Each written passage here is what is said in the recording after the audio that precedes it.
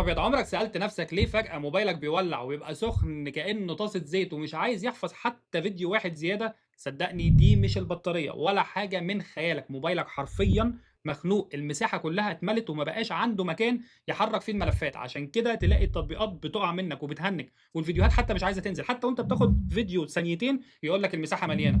بس ما تتخضش ولا تتوتر، النهارده هقول لك ازاي تنظف الدنيا دي كلها وترجع كل المساحه اللي مختفيه منك، خلينا نقول مختفيه عشان انت فعلا مش عارف هي فين. بس خلي بالك، لو سبت الموقف على كده وسبت الموضوع على كده وكبرت دماغك، الموبايل بتاعك هيكمل ان هو يسخن وممكن يجيب ماذر بورد وممكن تخسر كل مشاريعك وكل فيديوهاتك بالنسبه للناس الكرييتور بالذات. وفي اخر الفيديو هقول لك حركه ناس قليله جدا تعرفها هتمنع موبايلك بقى ان هو ينزل الفيديو 3 مرات، بجد بينزل الفيديو 3 مرات وانت مش عارف المرتين دول فين. يلا بينا بقى الاول على الخطوات. اول حاجه هتدوس على السيتنج، بعد كده ايفون ستورج، ونفس الموضوع في الاندرويد، هتروح تدوس على السيتنج وتخش على الاستورج بتاعتك.